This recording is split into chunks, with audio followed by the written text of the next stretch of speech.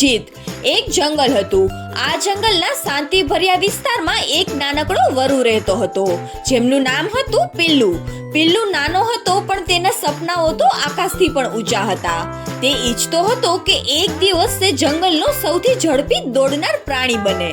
પણ એક સમસ્યા હતી, તે ખૂબ જ ડરપોક હતો। થોડીક પણ મુશ્કેલી આવે તો તે ડરી જતો હતો અને ઘણીવાર પ્રયાસ કર્યા વિના જ પાછળ હટી જતો હતો।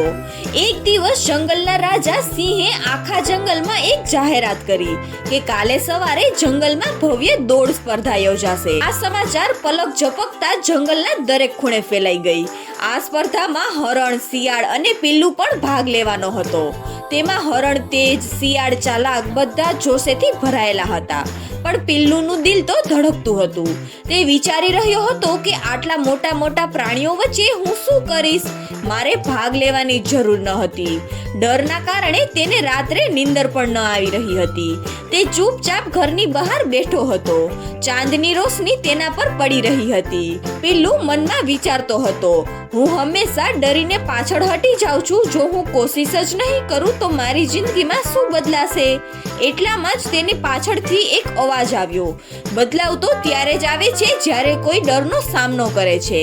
પિલ્લુએ પાછળ વળીને જોયું તો જંગલનો રાજા સિંહ ત્યાં જ હતો। સિંહ તેના નજીક આવીને બોલ્યો, પિલ્લુ, જીતવું એ કોઈ મોટી વાત નથી, પ્રયત્ન કરવો એ મોટી વાત છે। જે કોશિશ કરે છે તે જ સાચો યોદ્ધા હોય છે। પિલ્લુ સિંહની વાત ધ્યાનથી સાંભળી રહ્યો હતો।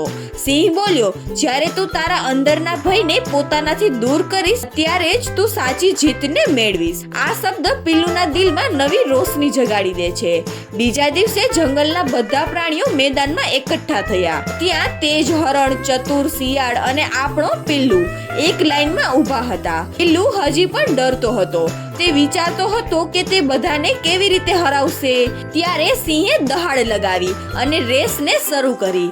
બધા હવામાં ઉડતા હોય તેમ દોડવા લાગ્યા। પિલ્લુએ પણ પૂરી શક્તિથી દોડ લગાવી અને રેસને જીતી લીધી। રેસ પૂરી થયા બાદ સિંહ આગળ આવીને બોલ્યો, જંગલનો વિજેતા એ નથી જે સૌથી તેજ દોડી શકે, પણ જંગલનો વિજેતા એ છે જે ડરતો નથી। પિલ્લુની આંખોમાં ચમક આવી ગઈ। બધા તેના વખાણ કરવા લાગ્યા।